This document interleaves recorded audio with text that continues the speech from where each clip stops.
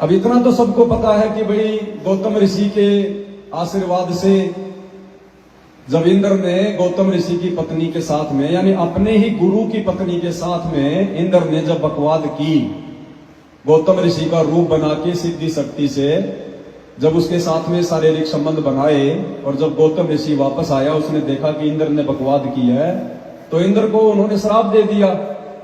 और उधर से उसने गुस्से में आकर अपनी पत्नी को भी श्राप दे दिया, सच्चाई को जाने बिना। क्योंकि ये काल के जो पुजारी होते हैं ये तप करते हैं, और तब से अहंकार आ जाता है, गुस्सा आता है, क्रोध आता है। तो बिना सोचे समझे उसने अपनी पत्नी को भी श्राप दे दिया कि तू पत्थर की बन जा। वो पत्थर की बन गई।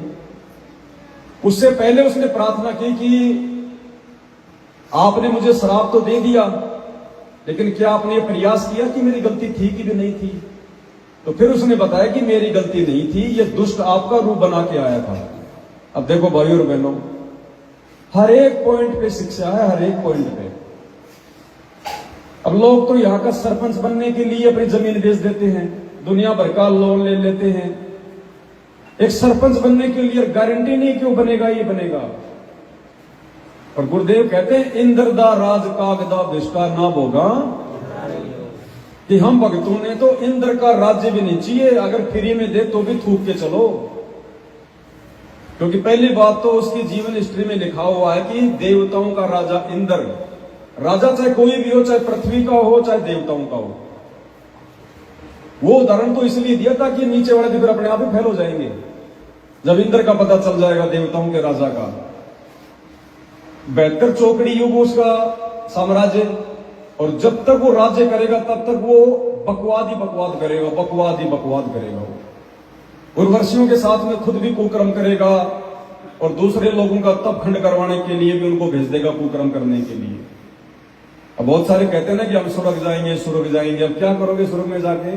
वो ऐसे दुर्गति करेगा फिर वहां पर हमारी स्वर्ग में। और मरने के बाद सीधा फिर उसका जीवन गधे की योनि से शुरू, गधे की योनि से। तो वो इंद्र जब गौतम ऋषि को पता चला तो उसने श्राप दे दिया, उसको भी अपनी पत्नी को भी।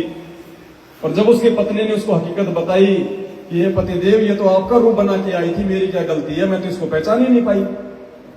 बाद में उसको एहसास हुआ कि हाँ तूने जल्दबाजी में इसको गलत श्राप दे दिया। लेकिन वही बात है, परमात्मा कहते हैं तीर कमान से, बात जुबान से एक बार निकलने के बाद वापस नहीं आती, इसलिए बहुत सोच समझ के बोलना चाहिए। तो बाद में उसने तो क्या दया बख्शी, अब इस तत्व ज्ञान से समझ में आता है भाई और बहनों, ये सारा खेल परमात्मा ने, सतगुरु रामपाल जी भगवान ने, इस कबीर परमात्मा ने उसकी बुद्धि फेरी गौतम ऋषि की, और उसने कहा कि मैं ये कर सकता हूं कि सतयुग के बाद में जो दूसरा युग द्वापर युग आना है, उससे पहले वो त्रेता युग आ जाएगा। क्योंकि उसने श्राप दे दिया था कि तू पत्थर की बनेगी। और जब श्री रामचंद्र जी आएंगे, विष्णु के अवतार, त्रेता युग में, अब सतयुग चल रहा है, फिर द्वापर आएगा, फिर त्रेता युग। तो रामचंद्र जी आएंगे, उनको वनवास भोगना पड़ेगा, उनको भी अपना श्राप भोगना पड़ेगा। और उस समय वो अपने खड़ाऊ तेरे ऊपर झाड़ेंगे, तब तू वापस इसी स्त्री रूप में आएगी, तेरा उद्धार होगा। तो अहिल्या ने कहा कि भगवान अभी तो सतयुग चल रहा है, फिर द्वापर आएगा, फिर तीसरा युग त्रेता आएगा, ये भगवान ये तो बहुत लंबा झंझट हो गया। तो फिर उसने सतगुरुदेव भगवान की दया से, उनकी प्रेरणा से कहा कि मैं इतना कर सकता हूं कि सतयुग के तुरंत बाद में त्रेता युग आ जाएगा। तो इस कारण से भाई और बहनों ये त्रेता युग आया। अब ये क्यों आया? परमात्मा ने क्यों गौतम ऋषि की जुबान पर बैठकर ये बुलवाया? ये इसलिए बुलवाया भाई और बहनों, क्योंकि गुरुदेव भगवान जो भी कार्य करते हैं इस कलयुग की पिछली पीढ़ी को देख के करते हैं। उनका मेन टारगेट कलयुग की पिछली पीढ़ी होता है, ये मोक्ष का टाइम होता है, अपनी आत्माओं को ध्यान में रख के। भाई और बहनों, काल ने तो डीवीडी बिल्कुल अपनी सेट कर रखी थी, सतयुग, द्वापर, त्रेता और। तो सतयुग में तो सभी प्राणी देवता तुल्य थे। अब यदि सतयुग के बाद में द्वापर आ जाता, तो द्वापर में कौन भगवान आता? श्री कृष्ण जी, क्योंकि द्वापर में श्री कृष्ण जी ने आना था। तो द्वापर में आते श्री कृष्ण जी, और श्री कृष्ण जी फिर क्या क्या लीला करते? श्री कृष्ण जी तो वही लीला करते जो आज हम सब पढ़ रहे हैं। 1008 तो विवाह करवाते, 16,000 दूसरे राजा की उन रानियों को लेकर आते, उसके कैद से छुड़वाकर उन औरतों से शादी करते, उनके साथ में संभोग करते, फिर गोपियों के साथ में छेड़खानी करते।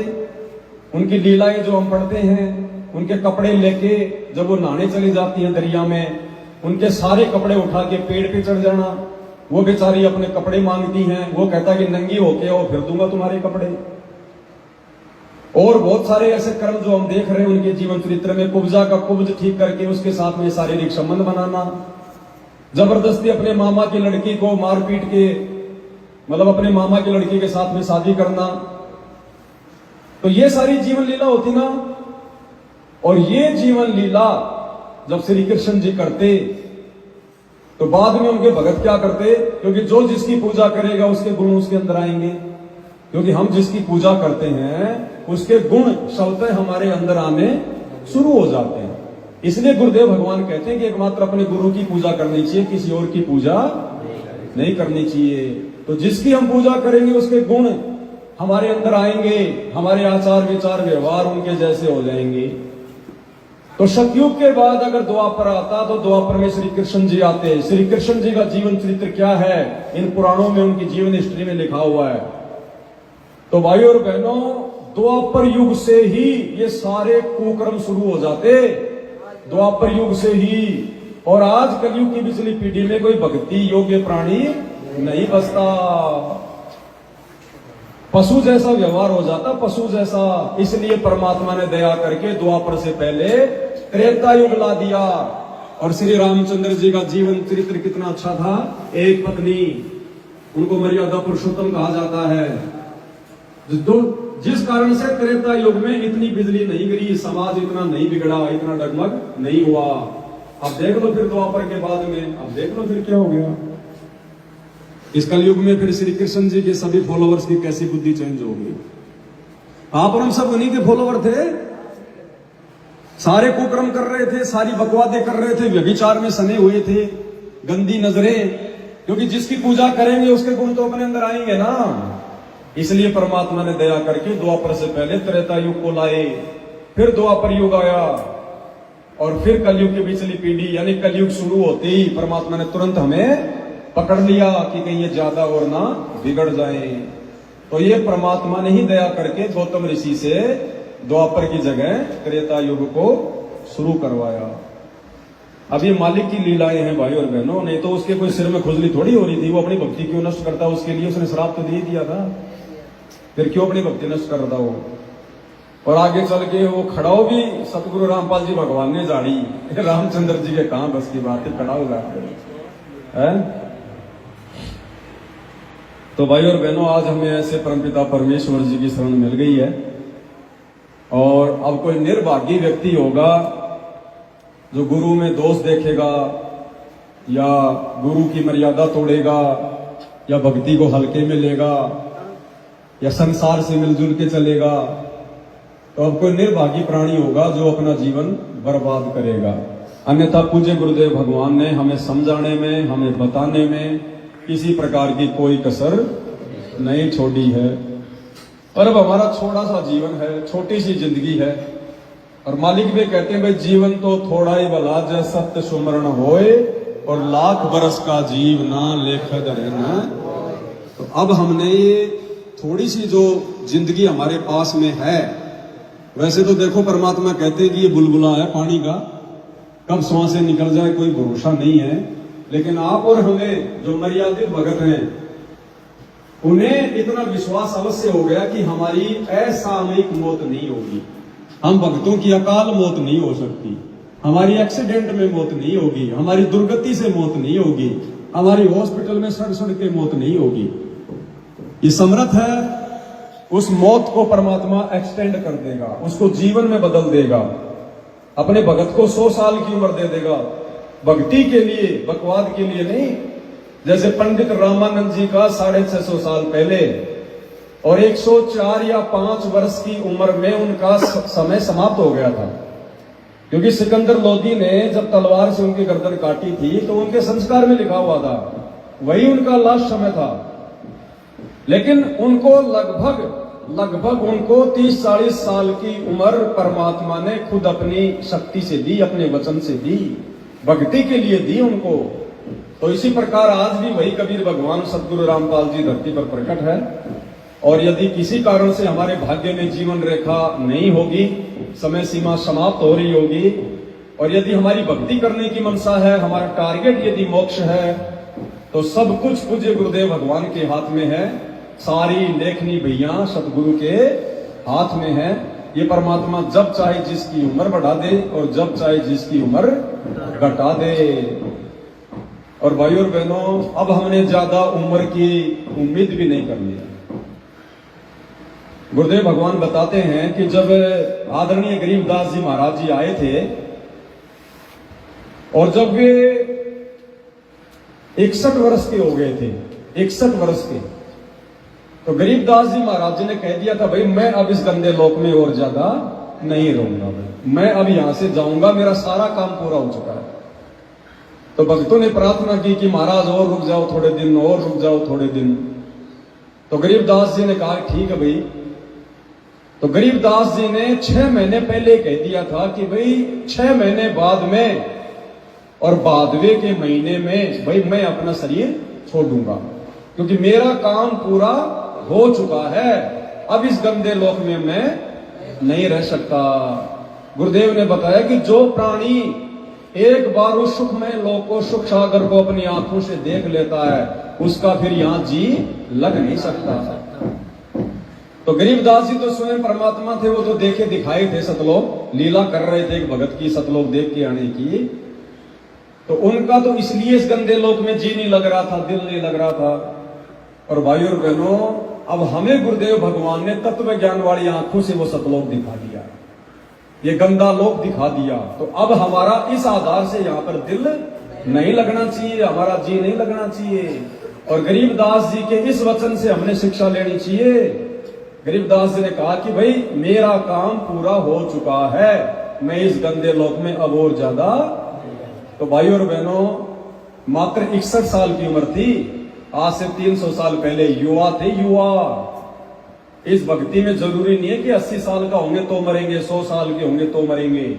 ये हम भक्तों के ऊपर डिपेंड है कि हम कितना जल्दी अपने कार्य को पूरा करते हैं, अपनी जिम्मेदारियों से हम पीछा छुड़वाते हैं।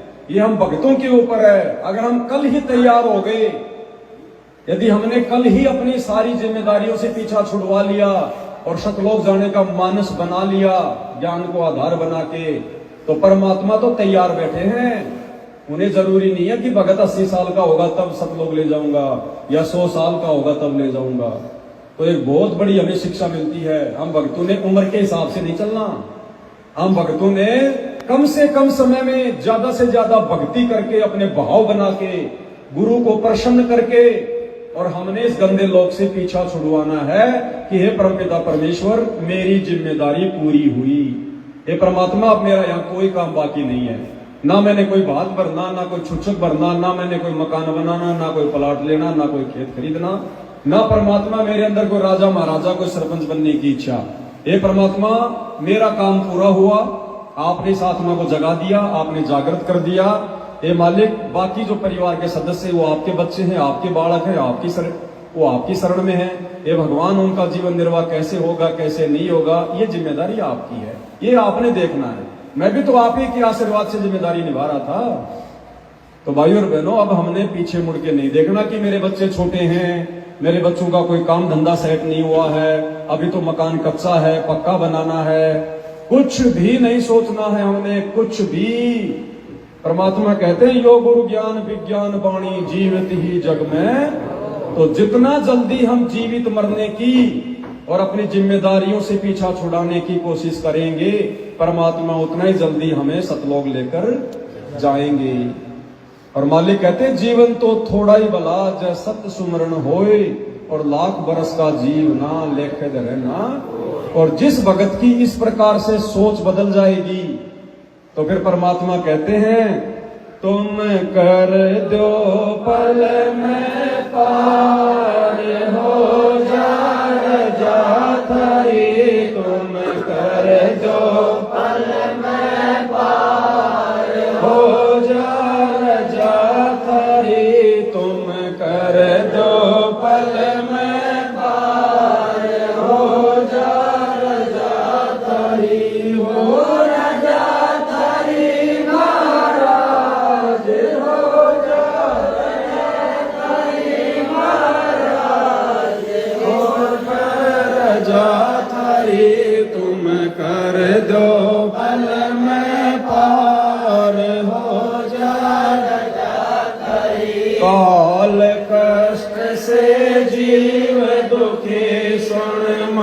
तुमरे दृश्य आया के ना, काल कष्ट से जीव दुखी सुन, मन तुमरे दृश्य आया के ना, सतलोक को छोड़ के सतगुरु काल लोक में आया के ना, सतलोक को छोड़ के सतगुरु काल लोक में आया के ना, तपत शिला पर जीव जड़े थे, उनको देख दुख पाया के ना, वहाँ खूब हुई तकरार निरंजन, वहाँ खूब हुई तकरार निरंजन,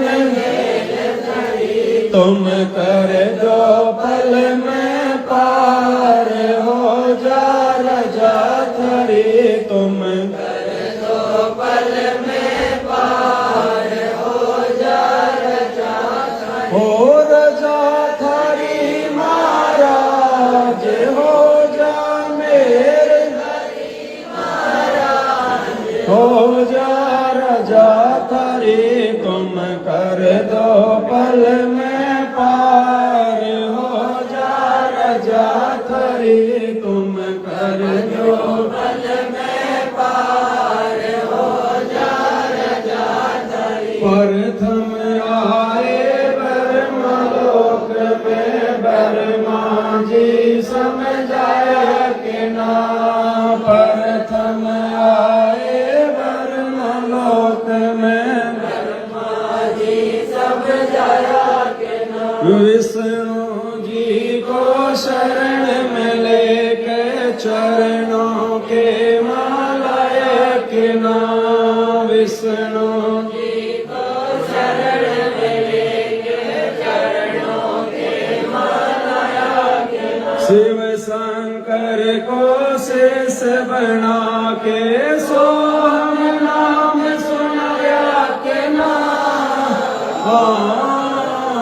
थारी खूब हुई जयकार पहुँचे शिवपुरी, थारी खूब हुई जयकार पहुँचे शिवपुरी, तुम कर दो पल में पार हो जा रजा थारी, तुम कर दो पल में पार हो जा रजा थारी, हो रजा थारी महाराज हो जा मेरे थारी महाराज हो जा रजा थारी, तुम कर दो पल में पार हो जा रजा थारी, तुम कर दो पल में पार हो जा रजा थारी, लहर तारा में कमल के फूल पे बालक बन दिखलाया के ना, लहर तारा में कमल के फूल पे बालक बन दिखलाया के ना, नीरो नीमा गए नाम को वहाँ झुलाए को पाया के ना, नीरू नीमा गए नाम को वहाँ झुलाए को पाया के ना, काजी आए नाम धरण नाम कबीर धरवाया के ना, तुम पूर्ण ब्रह्म करतार बन के कबीर हरि, तुम पूर्ण ब्रह्म करतार बन के कबीर हरि, तुम कर दो पल में पार हो जा रजा थरी, तुम कर दो पल में पार हो जा रजा थरी, हो रजा थरी महाराज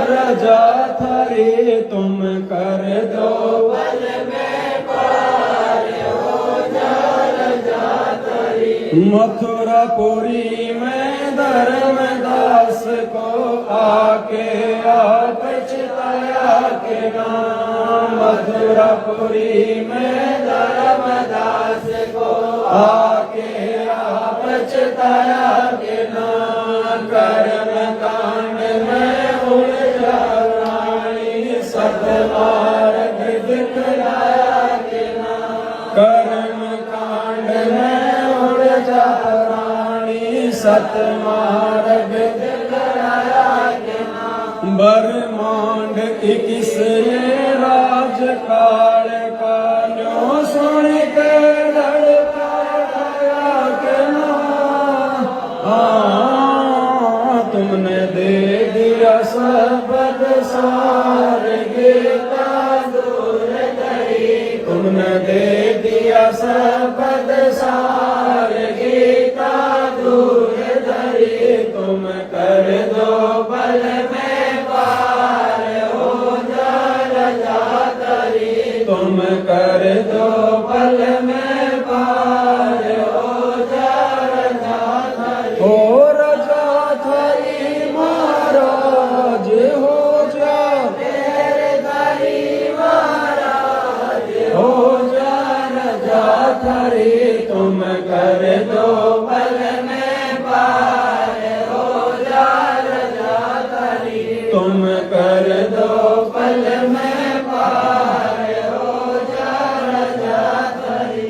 रामानंद योग में उलझे शिष्य होकर सुलझाया के नाम। रामानंद योग में उलझे शिष्य होकर सुलझाया के नाम। सुपच सुदर्शन को शरण में लेके अपने निभाया के नाम। सुपच सुदर्शन को शरण में लेके अपने वचन निभाए के नाम। सुपच के मात पिता नीरू नीमा ओ बेटा बन मुख दया के नाम। जीवदत्ता की सुखी डार कर दी हरी भरी। जीवदत्ता की सुखी डार कर दी हरी भरी। तुम कर दो पल में पार हो जा रजा धरी। तुम कर दो पल में पार हो जा रजा धरी। हो रजा धरी महाराज हो जा मेरे धरी महाराज हो जा रजा धरी। तुम कर दो पल में पार हो जा रजा धरी। तुम कर दो पल में पार हो जा रजा धरी।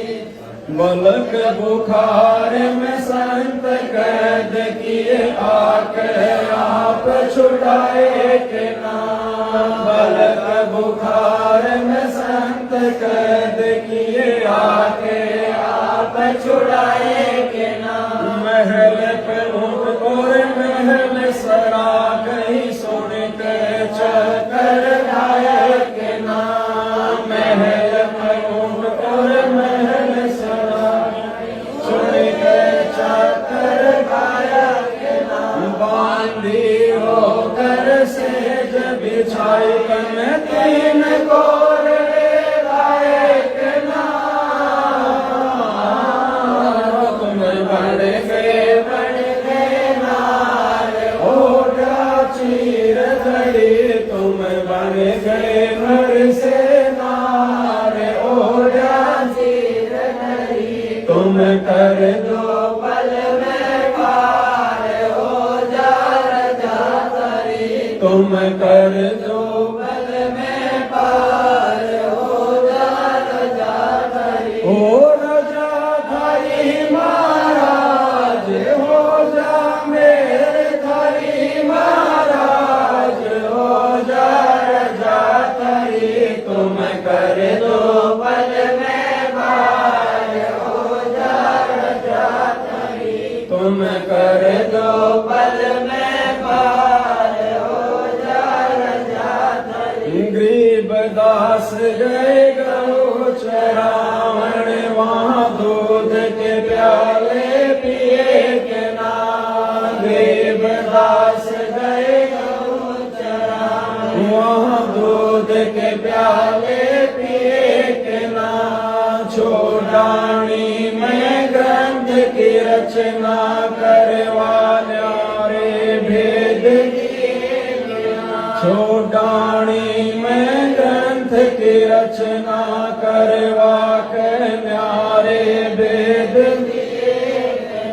श्री राम देवानंद संत तुम्हारे, अपनी शरणा लिए के दिया राम पाल उतार। देख शब्द जड़ी दिया राम पाल उतार। देख शब्द जड़ी तुम कर दो पल में पार। हो जा रजा थरी तुम कर दो पल में पार। हो जा रजा थरी हो रजा थरी महाराज। हो जा मेरे थरी महाराज। हो जा रजा थरी तुम कर दो पल में पार। हो जा रजा थरी तुम कर दो पल में पार। हो जा रजा थरी। बंदी छोड़ सतगुरु रामपाल जी भगवान की जय हो। छोड़ सतगुरु रामपाल जी भगवान की जय हो। बंदी छोड़ सतगुरु